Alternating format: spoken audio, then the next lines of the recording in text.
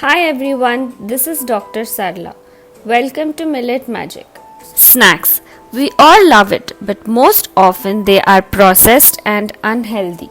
Many parents ask me what can I give the kids as snacks.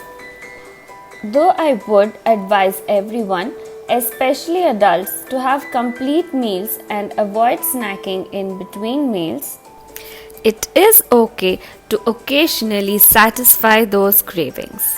This recipe is for those times when you want to treat yourself to an evening snack, and what better than chaats? Chaats are at the top of every Indian's favorite food list, and there would be a huge void if we could not make chaats with millets. So today I am going to be making Millet Sev Puri from the scratch. It may seem a little tedious to make all the elements of the dish from scratch at home, but trust me, it's worth it. So let's go step by step. In the first step, I am going to be making the sev. Sev is usually made completely from gram flour, but here I am going to be using 50% gram flour and 50% millet flour. Little millet gives a slight bitter taste when it is deep fried. So I usually avoid little millet for deep fried items. You can use any other millet flour. So first I am going to mix the gram flour and the millet flour. Then add 3 spoons of red chili powder. You can add more or less depending on your spice requirement. Next I am adding unrefined sea salt,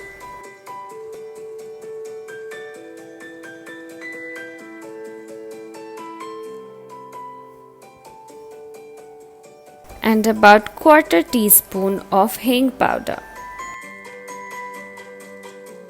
I am going to mix it all together.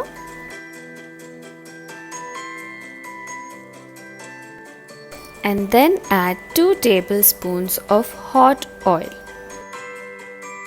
I'm going to mix it well.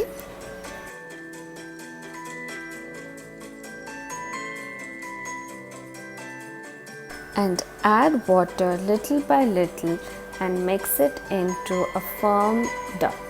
Since millets must be soaked, I have pre-soaked the millet, sun-dried it, and then made a flour out of it.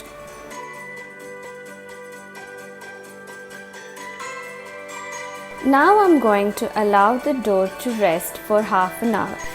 I am going to smear some oil to the mold. I am using the small sized plate. I am going to fill a portion of the dough into the mold and press out the sev into hot oil directly. Fry it till it is golden brown.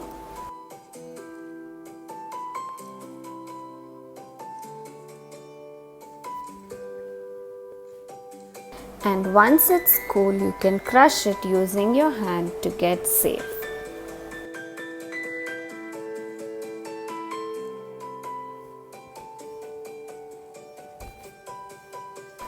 The next element of this dish is the papdi.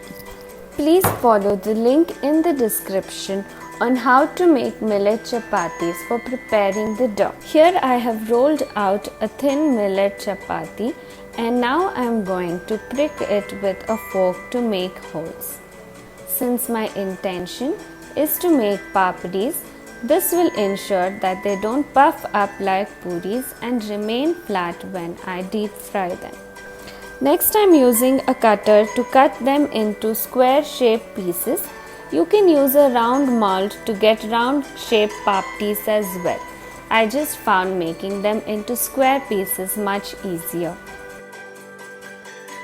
I am going to drop these pieces into hot oil and deep fry them until they are golden brown. These two can in themselves be a snack served with a dip or salsa. When you're making them, make a little extra and store it in an airtight container for another day. To make the third element of this dish, which is the pudina chutney, these are the ingredients I will be using. 1 big bowl of fresh mint leaves, a fistful of fresh coriander, 3 to 4 green chilies, a little bit of unrefined sea salt, a teaspoon of jeera, and 3 to 4 garlic cloves. I'm going to add all of them into a grinder jar and make a smooth chutney out of this with as little water as possible. I'm adding in the garlic which I'd forgotten earlier. You can also add an inch of ginger if you like.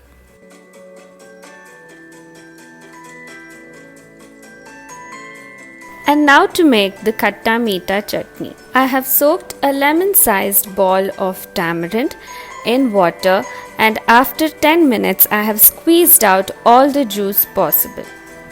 I'm also going to be using palm jaggery syrup and a little bit of jeera.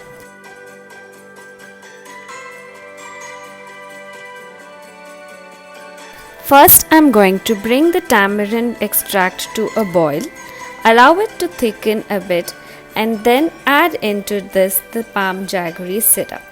I'm going to allow it to boil well together since I want the amount of water to reduce so that I have a thick chutney. To give an extra punch to the khatta meetha chutney, I'm going to roast 2 teaspoons of jeera, powder it, and then add it into the khatta meetha chutney.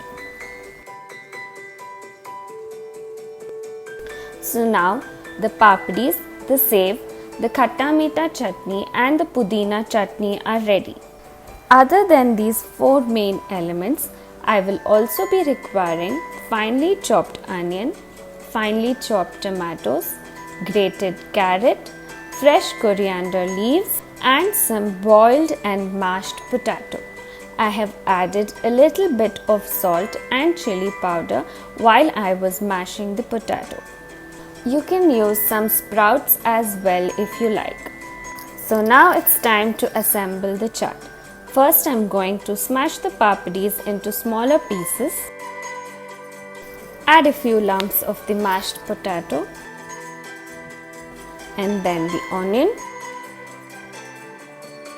In go the tomatoes and the carrot. Drizzle the khatta meetha chutney and the pudina chutney and some salt. The beauty of Indian chaats is that you can customize it to each and every individual's liking by just adjusting the amount of chutney which you add.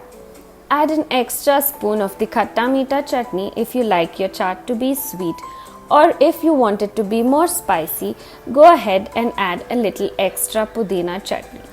Mix it all together and finally sprinkle the sev and fresh coriander and the chaat is ready to be devoured. Feel free to add a little bit of thick dahi if you like. I am going to let you in on a secret. The plate you see here is the 4th one. The first 3 disappeared before they could be photographed. I'm sure your mouth is watering already. So don't wait any longer. Go ahead and make it. Enjoy!